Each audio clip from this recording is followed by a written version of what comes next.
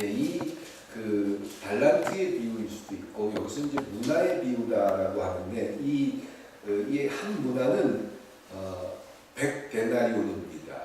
그러니까 그 한 데나리온이 얼마냐 하면 그 하루 그 노동자들의 품삯이에요. 지금으로 따지면 10만 원 정도 되겠죠. 하루 품삯이 10만 원 정도. 그게 데나리온입니다. 그러면 이 100데나리온이 한 문화예요. 그럼 지금으로 따지면 1000만 원 정도 될 거예요. 근데 지금의 돈의 가치는 1000만 원이지만 그 당시에 1000만 원이라는 돈은 굉장히 큰 돈이다라는 거죠. 달란트도 마찬가지고요. 달란트의 비유가 있고 이 문화의 비유가 있고 다 같은 비유입니다. 그러니까 누가가 느꼈던 달란트의 비유, 마태가 느꼈던 달란트의 비유, 그 이야기를 계속 들었는데 그들이 적용하는 내용은 조금씩 달랐다라는 겁니다. 그러니까 포커스라는 거예요. 예수님에 대한 이야기를 듣고 또 마태는 예수님의 제자로서 예수님이 하셨던 그 분위기에 대해서 생각하면서 언제, 왜 달란트의 비유를 이야기했는지에 대해서 그 기술을 했고 누가는 누가 나름대로의 생각을 했다는 거지요. 그래서 오늘 이 달란트의 비유와 문화의 비유는 똑같은 얘기인데 그 이야기를 하게 된 배경에 대해서 저자는 조금 다른 시각을 가질 수 있었다라는 겁니다. 다시 말해서 무슨 말이냐면요. 오늘 11절에 보면 그 19장 전에는 예수님과 삭개오가 만나는 그런 장면이었습니다. 오늘 11절부터는 이 말씀을 듣고 있을 때 비유를 더하여 말씀하시니 이는 자기가 예루살렘에 가까이 오셨고 그들은 하나님 나라가 당장에 나타날 줄로 생각함이더라. 이 얘기 무슨 말이냐면 예수님은 예루살렘에 가까이 오셨다라는 것을 알고 계셨다라는 겁니다. 이 열 문화에 대한 비유를 하게 된 동기에 대해서 설명을 하는 거예요. 다시 말해서 예수님께서는 이 말을 준비하고 이 말을 하면서 문화에 대한 비유를 하면서 자기가 예루살렘에 가까이 왔다라는 말은 무슨 말이지요? 이제 죽을 때가 됐다라는 걸 알았다는 겁니다. 하나님의 뜻이 예수님에게 임해서 이제 인류를 위해서 대신 죽어야 하는 그런 그 하나님의 결정을 예수님은 받아들였고 그 시간이 점점 다가이 왔다. 그러니까 예루살렘에 가까이 왔다라는 건 시간이 다 됐다라는 것을 이야기합니다. 그러니까 예수님은 얼마 안 있으면 이제 죽을 거예요. 심정이 이제 인류를 위해서 대신 죽어주고 그리고는 다시 하나님께로 되돌아갈 그런 시간들입니다. 그러니까 공생의 3년을 마치면서 마감하면서 이제 끝났다라고 생각하는 그런 시기였다라는 겁니다. 그러니까 그런 상황에서 예수님의 마음이 어땠을까라는 겁니다. 참 안타깝고 3년을 다니면서 제자들과 함께 하나님 나라에 대해서 이야기하고 하나님 나라가 이 땅에 어떻게 시작할 건지에 대해서 끊임없이 얘기를 했는데 그런 예수님의 마음을 헤아리는 사람들이 많지 않다는 거예요.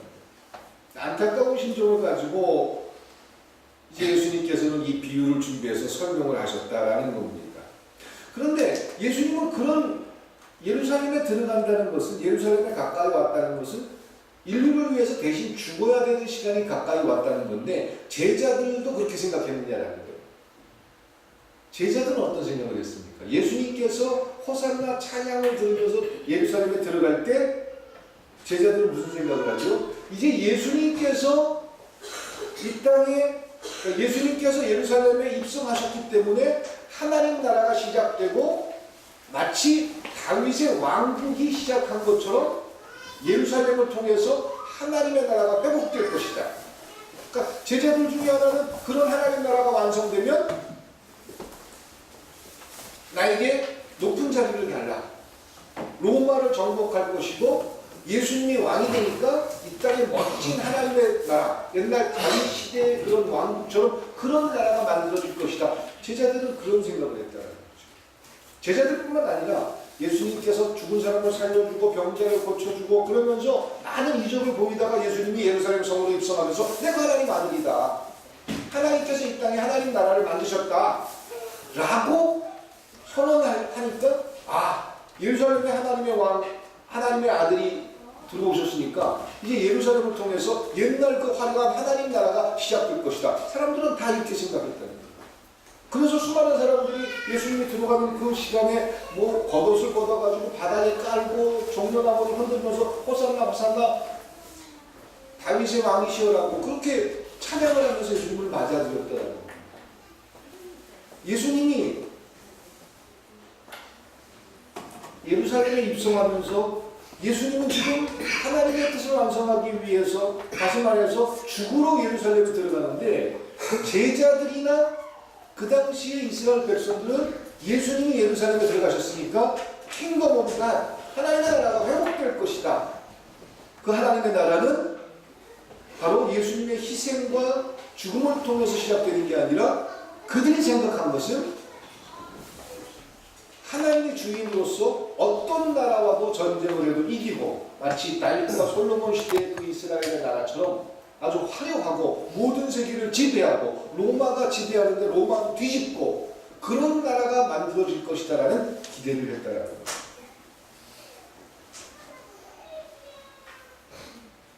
아마 이런 생각을 가지고 있던 그들을 바라보면서 예수님은 마음이 참 무거웠을 거예요.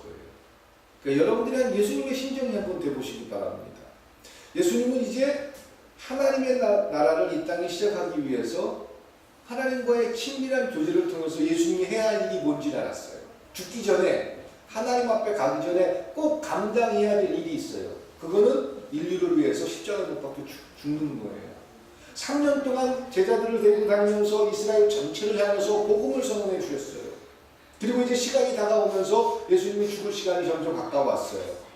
그런 상황에서 예수님이 예루살렘에 들어가는 그런 예수님의 마음인데 제자들이나 그 당시 예수님을 따르는 수많은 사람들은 예수님의 생각과 같지 않았다는 거죠. 하나님 나라가 이 땅에 시작되면 내가 예수를 잘 믿으면 남들이 얘기한 것처럼 내 문제가 다 해결되고 내 병도 낫고 남들보다 특별히 하나님의 백성을 사랑하니까 사업도 잘 되게 해주고 공부를 좀 적게 했지만 서울대학에 가고 우리가 열심히 노력하지 않았지만 우리나라는 특별히 하나님이 살피고 보호하사 전 세계를 지배하는 나라가 될 것이고 이런 생각을 그 당시에 예루살렘에 사는 사람들 또한 제자들 다 그런 생각을 가지고 있었다는 거예요.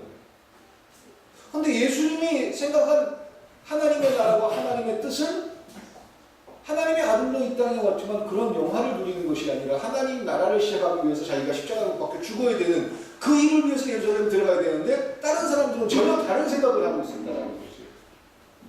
그런 제자들과 그런 예수님을 따르는 사람들을 바라보면서 예수님 마음이 어떻게 되느냐. 그 안타까운 마음을 가진 예수님께서 오늘 이 열 문화의 비유를 이야기하게 됐다.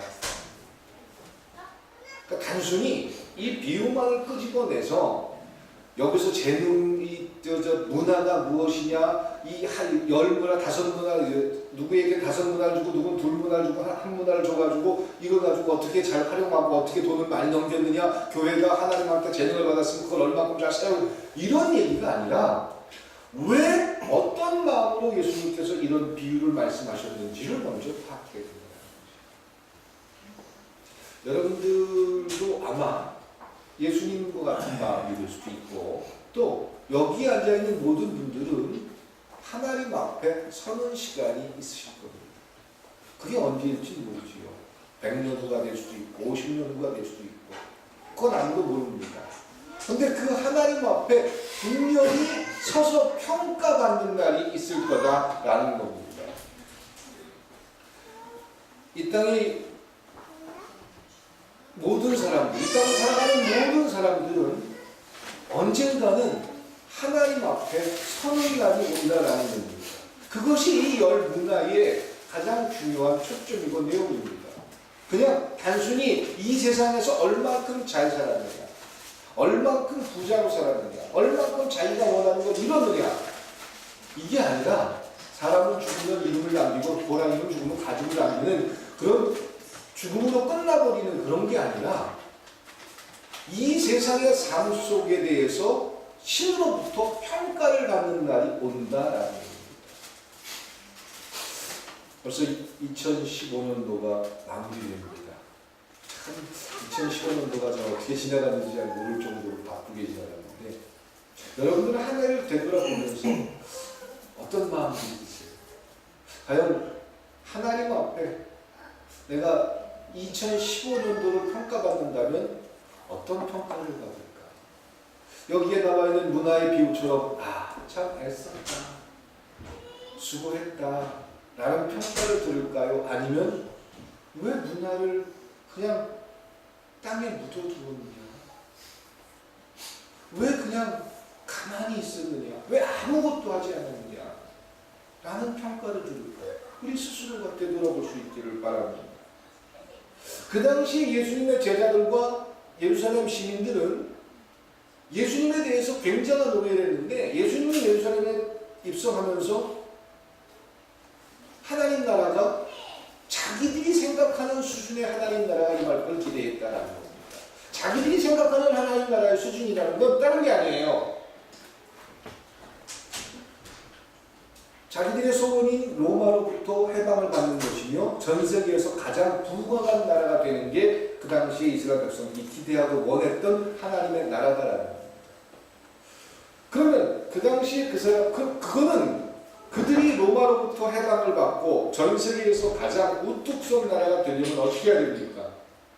공명분리해야 되고 그리고 모든 국민들이 단합되고 최선을 다해서 위기와 어려움을 이겨내서 협력해서 또한 준비하지 못한 부분들에 대해서 후회와 반성을 하면서 새로운 준비를 하고 막강한 군사력과 막강한 힘을 갖는 그런 일들을 해야 되는데 그런 건 전혀 없이 그냥 하나님이 특별히 하나님의 백성이니까 축복해서 비록 지금 로마의 압제를 당하는 그런 조그만 나라지만 하나님께서 회복한다고 했으면 그런 로마도 다 뒤집고 전 세계를 다 뒤집고 전 세계에서 제일 힘센 나라가 될 것이다 라고 생각을 했다는 거죠.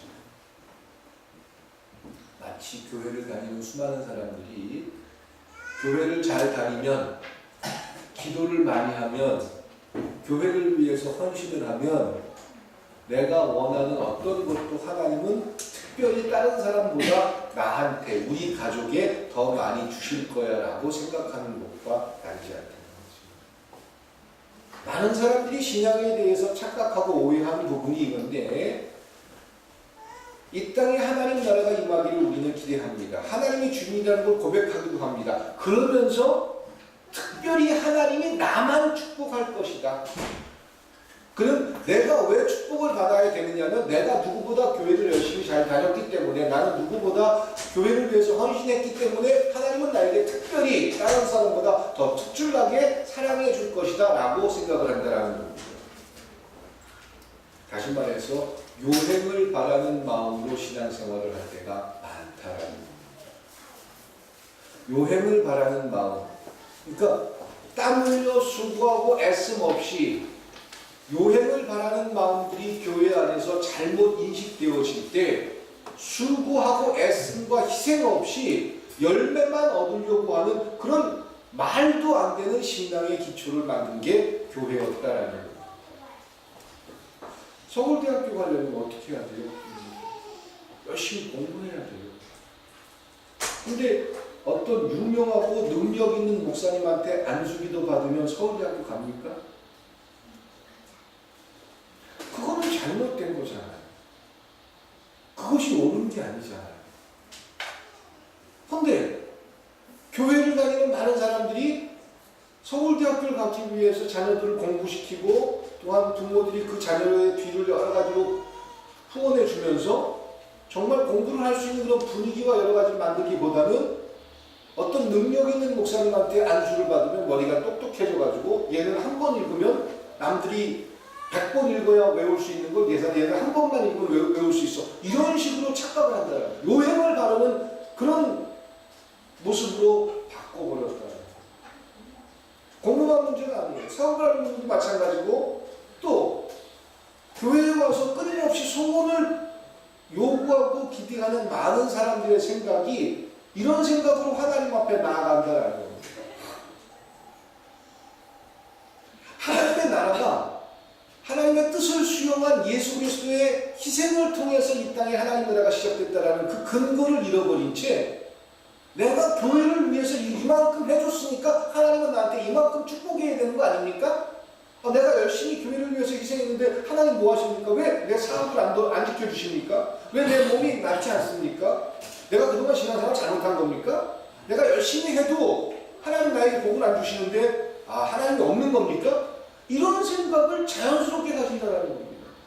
그리고 나서 그런 생각에 대해서 만족을 못하니까 이 교회는 하나님의 능력이 없나 보다.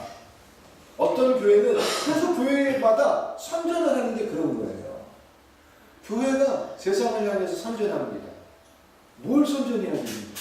우리 꿈이 있는 교회가 세상을 향해서 선전해야 됩니다. 뭘 선전해야 됩니까? 우리 교회를 다녔더니 어떤 사람이 암병에 걸렸는데 목사님이 기도를 딱 해줘가지고 암병이 말기, 4기 그런 암이었는데 목사님이 특별히 딱 안수해주고 장로님이 기도를 딱 해주니까 그 사람이 낫다. 이런 거를 홍보하고 이런 걸 알려야 교회가 부흥된다라고 생각합니다.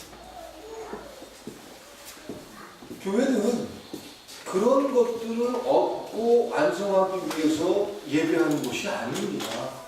어떤 사람이 사업을 하다가 망했어요. 근데 그 교회가 가지고 망해가지고 돈이 없는데 나머지 남은 그런 집 한 칸도 하나님한테 건축원금으로 다 바쳤더니 하나님이 그 사람을 열어줘가지고 큰 부자 되게 해줬다. 이거를 다른 사람들한테 막 홍보를 해요. 세상에 홍보할 것도 정말 없어요. 조공사님 그런 거 잘하고 홍보하는 거 많이 있었죠? 부흥회 말하면 다 그런 얘기 하죠? 왜 그런 얘기를 해요? 여러 가지 이유가 있죠? 당신들도 그렇게 헌신하고 교회에다가 바치면 그 사람처럼 부자 되고 그 사람처럼 사업 잘 된다. 이런 얘기 하는 거 아닌가요? 하나님 나라가 그런 거예요. 하나님이 원하는 하나님 나라의 백성들의 삶이 그런 거예요. 근데 교회가 앞다투서 이런 걸 홍보하고 자랑하는 게 전도고 이런 게 많이 나타나면 나타날수록 그 교회는 능력 있는 교회가 된 거예요. 그게 그동안의 대한민국 교회를 키운 힘이었다라는 거죠. 과연 하나님이 원하는 교회의 모습이고 그리스도인 하나님 나라의 모습일까라는 거예요. 하나님 나라는요, 그처럼 자기 본분을 잃어버리고 자기가 해야 할 공부를 하지 않고 자기가 해야 할 상황의 자리에서 최선을 다하지 않고 교회인만 잘하면 하나님이 그 사람을 특별히 이뻐해서 다른 거 암만 못해도 그 사람은 특별히 축복해 주는 거야. 이게 하나님 나라일까요? 결코 그건 하나님 나라가 아니에요. 자기 나라예요. 자기 생각에 갇혀있는 나라예요. 그런데 많은 사람들이 그 생각으로부터 벗어나지 못한다. 그리고는 열심히 다녀봤더니 우리 교회에서는 능력이 안 나타나. 내가 열심히 교회 다녔는데 사업이 잘 안 돼. 내 자식이 서울대학교 못 가. 자식 서울대학 못 가는 이유가 있습니다. 예수이 서울대학 왜 못 가니? 수능 4개 틀렸다며. 그럼 왜 못 갔니? 서울대학교 학생들하고 경쟁해서 떨어졌으니까 못 간 거예요. 그들보다 공부를 못했거나 덜했거나 그런 거겠지. 안 그렇습니까? 교회를 열심히 안 다녔기 때문에, 믿음이 없었기 때문에. 그래도 소위 예슬이 아빠가 직업이 뭐예요? 목사잖아요. 근데 믿음이 없다는 거, 그런 얘기는 좀 힘들 거 아니에요. 헌신하고 희생했다. 이런 것들도 목사인 제가 여러분들 앞에 보여준 모습에서 희생이나 헌신이 없거나 그런 건 아니었잖아요. 그럼 어떻게 설명하실 거예요? 정성이 부족해서요? 아니요, 저는 제 새끼 공부시키려고 별짓 다 했어요. 제가 할 수 있는 모든 걸 동원해서 이 아이 공부하는데 후원을 해주고 싶었어요. 물론 둘째는 공부하기 싫어가지고 직장 갔지만 그건 자기 결정이에요. 근데 무엇으로 설명하시는 거예요? 믿음이 없어서? 헌신을 하지 않아서? 재산을 다 하나님 앞에 바쳤으면 서울대학교 들어가기 힘들었을 텐데 그런 게 아니잖아요. 정말 하나님이 원하는 하나님의 질서가 있잖아요. 그런데 그게 내 생각에 갇히면 사람들은 정직한 모습을 자꾸 잃어버려요. 그리고는 이 교회는 능력이 없나 보다. 이 교회는 재미가 없어. 교회 재밌으려고 다니는 거 아니에요. 교회 가서 재미 느끼고 즐거우려고 나오는 거 아니에요. 하나님께서 끊임없이 우리를 불러주시기 때문에 이 자리에 나오고 하나님께서 맡겨주신 사명을 감당하기 위해서 하나님의 백성으로 살아가게 되는 줄 믿습니다. 이게 정답인데요. 근데 사람들이 생각할 때 열심히 다녀봐야 사업이 잘 안 돼. 그리고 내가 원하는 병도 낫지 않고 있어. 그래서 다른 교회를 가고 2단에 빠지고 3단에 빠지고 그래.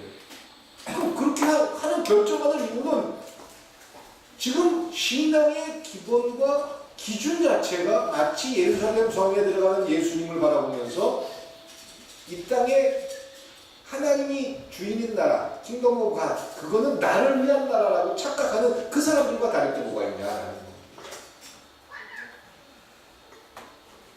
교회에 나온 목적, 우리가 그리스도인으로 살아가게 되는 우리의 모든 배경은 하나님의 부르심과 또한 하나님의 뜻을 이 땅에 완성하라는 하나님의 분명한 결정이 우리에게 임했기 때문에 예수님처럼 하나님의 뜻을 위해서 십자가를 바라보는 삶을 사는 게 그리스도인의 삶인 줄 믿습니다.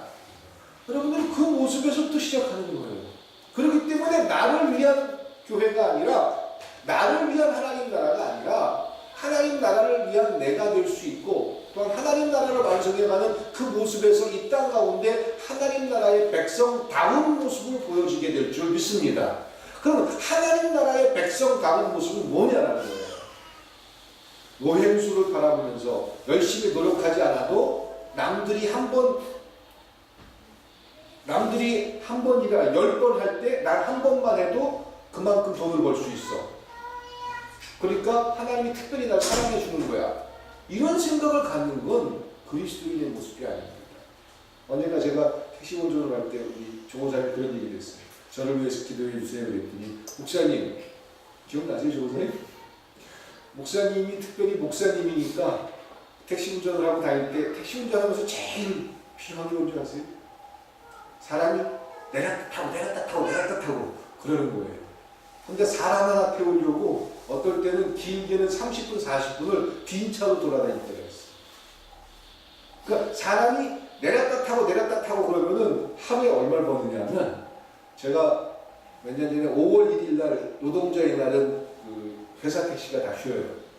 그래가지고 제가 그날 특별히 24시간 밤새 뛰었는데 그때는 경쟁에서 제가 유리하니까 왜냐면 다른 회사 택시가 다 쉬니까 경쟁에서 유리해가지고 사람을 태워가지고 어디 가요. 저기 신림사거리 갑시다 이러면서 태워가지고 신림사거리 가요. 그 딱 내리면 거기서 사람을 기다리고 있어. 그것도 바로 태워요. 저기 신사동 갑시다. 또 신사동 가요. 신사동 가가지고 딱 내리는데 근처에 또 손님이 있어. 손 들고 어디 가요? 수원 갑시다. 아이고 이 멘토리야. 수원 갔다 와요. 이러면서 내리고 타고 그러니까 저 장로님도 택시를 해보셨지만 하루 12시간 일해가지고 산악금 내고 하는 게 제일 많이 해봐야 18만원, 20만원, 낮에는 한 18만원, 야간에 한 20만원 조금 넘게 하는데 제가 그날 하루에 43만원을 벌어요. 24시간 운전해가지고. 그래서 이제 산악금 내고 나니까 제 손에 떨어지는 게 한 5만원인가? 그 정도 떨어지더라고요.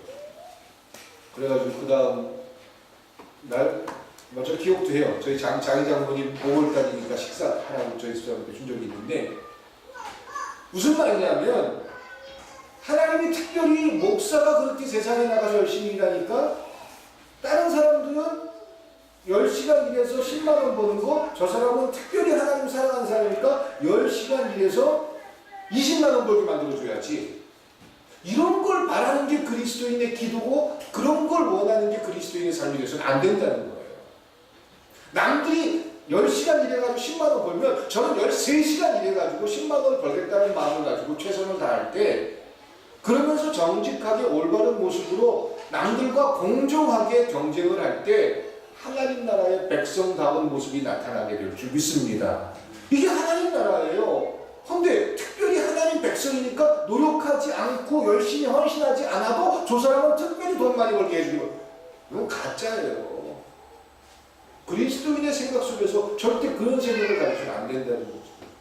제가 그 당시에 거사님들도 기도 부탁하고 여러 가지 그런 이유가 제 스스로가 그런 부분들을 제 자신이 실망하지 않고 남들보다 더 열심히 최선을 다할 수 있게 해달라고 스스로에게 끊임없이 나 자신을 쳐서 복종시키기 위해서. 저는 그 당시에 택시 운전하면서 조금 좀 많이 벌었어요. 다른 사람보다. 이유가 뭐냐면 밥 먹으러 가려면 최소한 1시간 걸려요. 그러니까 뭐 식당도 많지 않기 때문에 기사 식당 찾아다니고 막 이러다 보면 그 입맛이 또 그러다 보니까 그런 데를 찾아가려고 하면은 밥 먹어야죠. 기다려야죠. 쉬어야죠. 이러면은 12시간 중에서 식사 시간으로 1시간 이상이 빠져요. 그게 아깝더라고요. 그래가지고 샌드위치를 싸갖고 아니면 새벽에 나갈 때 4시에 나갈 때는 김밥집에 가가지고 김밥 2줄 사가지고 운전하면서 그거 먹으면서 그러면서 쉬는 시간을 최대한 줄였어요. 그랬더니 남들보다 더 벌더라고요. 그 차 세워놓고 쉬는 시간 안 갖고 뭐 잠깐 앞바퀴 굴리면서 돌아다니면서 어느 데도 헤매고 다니면서 사람 태우다 보니까 남들 그때 100만 원, 120만 원 벌 때 저는 170만 원, 200만 원 벌더라고요. 특별히 목사니까 돈을 더 많이 벌었던 게 아니에요. 남들 쉴 때 나 쉬지 않고 열심히 다녔기 때문에 돈을 벌었던 겁니다. 특별히 하나님 앞에 기도를 많이 했고 제가 들어와가지고 택시 운전하고 들어오면서 교회 들어가지고 새벽 기도하고 스스로 기도하고 이렇게 했는데 그런 기도를 많이 했기 때문에 하나님이 다른 사람들은 돈을 못 벌게 해주는데 특별히 내가 타는 소리들은 장거리도 많이 가고 이렇게 해주더라. 아 그거 아니에요. 쉬지 않고 저 아마 그거 하는 동안에 결석 한 번도 없었어요. 지각도 없고 12시간 딱 운전대 앉으면 12시간 화장실 한 2-3번 가는 거 말고는 거의 운전대에서 내려오지는 않았어요. 그 차 세워놓고 쉬진 않고 그냥 계속 걸어야 되는 거예요. 당연히 그러니까 한 달에 한 200만 원 이상 벌더라. 내가 어떤 자세로 살아가느냐 이게 하나님 나라의 백성다운 모습이지 그냥 내가 살 일은 살지 않고 요행수를 바라는 게 하나님 나라의 백성의 모습이 아닌 줄 믿습니다. 하나님께서 아브라함에게 이야기했어요. 내가 너에게 명령하니 너 본토 친척 아비집을 떠나서 내가 너에게 지시할 땅으로 가라. 그럼 아브라함이 하나님 명령 듣고 그냥 아버지 떠나가지고 가나안 땅으로 갔더니 모든 게 다 하나님께서 다 열어주셨습니까? 아니요. 그 명령을 듣고 길을 나서 아브라함의 삶은 어떤 면에서 참 멋지게 나타났느냐 하면 그러니까 아브라함이 어떻게 살았는지를 보여주는 단적인 예가 하나 있는데 조카 롯과 분쟁이 있었을 때 어떻게 합니까? 조카 롯과 어떻게 하죠? 소돔과 고모라 성 앞에서 조카 롯과 분열을 일으키잖아요. 조카의 목동들과 또 아브라함의 목동들이 서로 물 때문에 싸움이 났어요. 그래서 조카 롯을 불러가지고 이야기하면 어떻게 하면 좋겠느냐. 그럼 삼촌이니까 삼촌이 결정하십시오. 그래 내가 결정해 줄게. 네가 결정해라. 네가 북으로 가면 난 남으로 가고 네가 서로 가면 난 동으로 가고 네 결정에 반대로 가겠다. 더 이상 하나님 백성으로 싸우는 모습을 보여줘서 안 되겠다. 저는 이 장면을 아브라함의 가장 멋진 그리스도인의 모습이라고 저는 생각합니다. 예수 믿는 사람들은 아브라함처럼 무조건 손을 봐야 된다? 그런 개념이 아니에요. 분명히 조카보다 아브라함은 더 많은 사람을 데리고 있었을 거고 더 부자였을 거예요. 그런데 그런 조카 앞에서 당당하게 네가 결정해라. 그랬더니 조카가 양심이 있어요 없어요? 조카가 어떤 결정을 하죠? 어느 땅으로 가죠? 소돔과 고모라 성 쪽으로 갑니다. 거기는 그 당시에 문화가 발전하고 굉장히 비옥한 땅이에요. 그 반대는 광야입니다. 가나안 쪽. 굉장히 아주 척박한 땅이에요. 자기가 소돔과 고모라 성 또 그 아주 비옥한 땅을 결정하면 아브라함은 반대로 가야 돼요. 참 야한 거지요. 삼촌이 하라고 했으니까 나 그냥 받아들일게요. 삼촌이 그렇게 하라고 했죠? 네, 알았어요.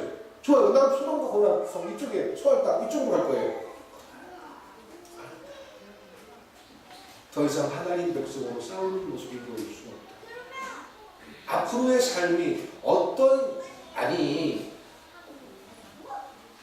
지금은 사막 쪽 잘 가가지고 땅만 잘 파면 기름 나와가지고 먹고 살 수 있지만 그 당시에 그 사람들의 직업이 뭐예요? 목축이잖아요. 그럼 토지가 있어야 되고 물이 있어야 되고 가장 필요한 조건들이 있잖아요. 근데 그런 모든 걸 감수하면서 받아들이는 하나님이 그 전날 아브라함한테 그렇게 해줬나요? 야야 너는 저기 좀 강나 쪽으로 가도 내가 너 지켜줄 거야. 하나님이 이렇게 속삭여줬습니까? 그런 게 없었어요. 그런데 아브라함에게는 아브라함이 생각하는 하나님 나라의 모습, 하나님 백성의 모습이 무엇인지를 끊임없이 그리고 살았다는 거죠. 그건 요행을 바라는 삶이 아닙니다.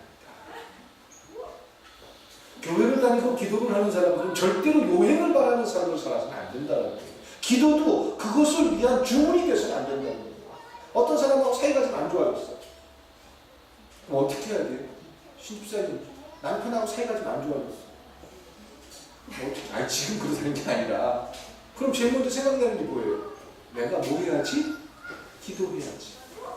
그럼 기도하면서 대부분도 무슨 기도를 해요? 하나님, 요 인간이 결혼하기 전에 그렇게 나만 줬다고 쫓아다니더니 이거 결혼하고 나서는 뭐 거기 자궁고기 밥 안 준다고 나하고 이렇게 힘들어. 옛날 연애할 때처럼 그렇게 날 사랑하게 해주세요. 이렇게 기도할 수 있어요. 기도는 한번 내가 할 수 있는 고백이니까. 그래서 하나님, 내 남편이 마음이 되돌아서고 내 남편이 좋은 사람이 되게 해주세요. 요구할 수 있어요. 근데 그걸 끝까지 고집하면서 하나님이 그 사람을 바꾸기를 원하는 것은 내 생각이라는 거죠. 내 생각이 기도는 아닙니다. 그런 기도를 할 수 있고 그렇게 바랄 수 있지만 기도는 나 혼자서 주문하는 게 기도가 아니라는 사실을 기억하시기 바랍니다. 내 생각을 하나님 앞에 그렇게 얘기했다면 하나님의 결정과 하나님의 판단과 하나님의 대답이 기도를 통해서 우리에게 응답되어질 줄 믿습니다. 그럼 그 대답을 듣는 과정이 기도다라는 거예요. 누구나 다 자기 생각에서 자기 생각을 뛰어넘기가 어렵겠지요. 나는 잘못한 게 없는데 내 상대편이 나한테 끊임없이 고통 주고 힘들게 했다는 생각만 할 수 있겠지요. 그리고 하나님 앞에 그런 부분들에 대해서 저 사람을 좀 바꿔주면 안 되겠습니까? 이렇게 요구할 수도 있어요. 그게 잘못됐다는 게 아니에요. 그런데 거기서 끝나버리면 기도는 주문이 되거든요. 흙마술이 되거든요. 근데 기도는 살아있는 하나님과의 대화며 교제인 줄 믿습니다. 그 과정에서 하나님의 결정과 하나님의 이야기를 듣게 될 때 내가 어떤 모습을 가져야 할지, 내가 또 그 사람 앞에서 어떤 자세가 되어야 될지 이런 것들에 대해서 분별하는 과정이 그리스도인의 삶인 줄 믿습니다. 내 삶의 주인이 하나님이라면, 하나님의 결정이 옳다는 것을 우리가 믿을 수 있다면 그 하나님의 판단과 결정을 수용하는 것, 이게 그리스도인의 모습이에요. 하나님 나라의 백성의 모습이에요. 그런데 끝까지 자기 고집을 부리면서 내 생각대로 상대를 끌고 오려고 한다면 그것이 마치 신앙의 힘이고 그것이 능력이라고 생각한다면 철저히 하나님에 대해서 모르는 자의 모습이다. 아브라함은 조카 앞에서 바로 그런 결단을 할 수 있었고 당당한 모습으로 그는 하나님 나라의 백성다운 모습을 증언할 수 있었다. 이건 요행을 바라는 마음이 아니었다는 거예요. 그리스도인들은 요행을 바라는 모습을 포기할 수 있길 축원드립니다. 왜? 하나님의 우리 삶의 주인이고 하나님 우리 삶을 평가해 주잖아요. 가장 중요한 것은 이 열문화의 비유도 마찬가지입니다. 누가 돈 얼마큼 남기고 누가 얼마큼 장사 잘하고 어떻게 투자를 잘하고 이런 거를 설명하기 위해서 예수님이 지금 사람들한테 얘기할까요? 예수님이 사업자였을까요? 아니면 그 당시에 삭개오가 사업자였을까요? 예? 삭개오가 잘했죠. 삭개오는 어떻게 됐든 하니까 부자가 됐잖아요. 예수님은 부자가 되려는 욕심이 없어서 그렇지 마음만 먹었으면 안 돼. 일단 예수님은 사업을 잘하거나 사업을 위한 생각을 하지 않았다는 거예요. 예수님에게 돈을 많이 버는 것은 중요하지 않아요. 이 열문화의 비율을 가지고 교회에다가 열심히 투자하면 이만큼 벌 수 있다. 이런 얘기 절대 아니에요. 이 열문화의 비유는 가장 중요한 결론이 하나님의 평가가 있다라는 거예요. 주인이, 왕이 다른 데 갔다 돌아오잖아요. 그리고 나서는 5 문화를 나눠준 사람한테 자! 내가 준 거 어떻게 했니? 오잖아요. 그러면서 그 주인이 가면서 뭘 요구합니까? 자, 나눠주면서 1,000만 원 나눠주고 500만 원 나눠주고 이렇게 나눠주면서 뭐라 그러죠? 자, 요걸로 그 말이나 어디 놀러 갔다 와, 여행 갔다 와 이랬습니까? 명령하셨어요. 장사하라 그러셨어요. 장사를 해서 다 날릴 수도 있어요. 장사를 해서 벌 수도 있어요. 이건 주인의 명령이에요. 주인이 집을 떠나면서 먼 길을 가면서 종들에게 명령한 거예요. 명령. 오더를 내린 거예요. 당신의 재산을 주면서 명령을 하셨어요. 장사하라고. 근데 칭찬을 듣는 사람들은 장사했어요. 꾸중을 듣는 사람은 장사를 하지 않았어요. 그러면서 그는 변명을 해요. 혹시 이거가 날릴까봐 그랬다. 라는. 칭찬을 들은 종과 쫓겨난 종의 차이는 장사에서 얼만큼 많이 남겼느냐, 얼만큼 남기지 못했느냐, 이게 아니다라는 겁니다. 주인의 말에 순종했느냐, 순종하지 않았느냐가 아닙니다. 그 순종했느냐, 순종하지 않느냐, 이 말이 무슨 말이냐면 주인이 돌아와서 평가를 했다라는 겁니다. 이 말은 우리 인생의 전체에 대해서 물어보는 겁니다. 단순히 내가 어떤 모습으로 살았느냐, 이런 내 스스로의 평가가 아니라 하나님께서 우리 모든 사람들의 삶을 평가하시겠다라는 거예요. 어떤 모습. 그러니까 그 평가라는 것, 그 하나님의 말을 듣고 과연 순종했느냐, 이걸 보시겠다는 거예요. 단순히 교회를 다니고 그리스도인이 되는 건 요행을 바라거나 남들보다 노력하지 않아도 교회 기도빨로 교회에서 헌신했기 때문에 더 큰 복을 받을 거야, 이런 편법을 배우는 것이 아니라 하나님께서 우리에게 주신 재능과 모든 것을 가지고 하나님의 말씀대로 순종하는 삶을 사는 것이 그리스도인의 모습이 될 줄 믿습니다. 그리고 감당하십시오. 내가 이번 주일날 교회 안 빠졌으니까 하나님이 특별히 나한테 복을 주는 게 아니에요. 남들보다 더 노력할 때 노력해야 되고, 헌신할 때 헌신해야 되고, 희생할 때 희생하면서 여러분들 자리에서 최선을 다하는 것이 정당한 그리스도인의 삶인 줄 믿습니다. 그리고 가장 중요한 것은 세상 사람들은 그 평가를 이 세상에서 돈을 얼마나 벌었느냐, 집을 얼마나 큰 걸 가지고 있느냐, 돈을 얼마큼 남겼느냐, 자식한테 얼마큼 물려줬느냐, 이런 걸로 평가받을지 모르지만 하나님 나라의 백성은 하나님께서 그의 삶들 모두를 하나님의 기준으로 평가하겠다라는 겁니다. 사람의 평가가 아니에요. 하나님께서 평가하시겠다. 2015년을 하나님은 평가하실 거예요. 또 우리의 전체 삶을 평가하실 거예요. 잘했다, 수고했다, 이런 말이 여러분들에게 임할까요? 그랬어. 라는 이야기 것이다.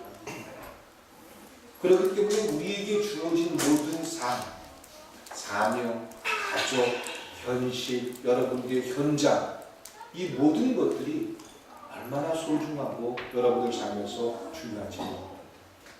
얼만큼 교회 일을 잘했느냐, 이게 아니에요. 얼만큼 여러분들의 삶에 충실합니다. 그 여러분들의 자리에서 최선을 다합니다. 그리고 하나님을 알게 된 사람들이 바로 예수님처럼 하나님의 뜻을 수용하면서 예루살렘을 향한 것처럼 여러분들의 삶에서 하나님의 뜻 때문에 존중받아야 되고 존중해야 할 수많은 일들에 대해서 여러분들은 어떤 평가를 하는 것, 이것이 여러분들의 삶의 온전한 기준이 될 수 있길 축원드립니다. 문화의 비유, 하나님께서 평가하신다는 분명한 여러분들의 삶, 하나님 앞에 바로 이 5문화를 남긴 이 착한 종처럼 여러분들 모두가 하나님께서 참 진실하고 착한 종이다라는 그런 평가를 받을 수 있길 주님의 이름으로 축원드립니다. 기도드리시겠습니다.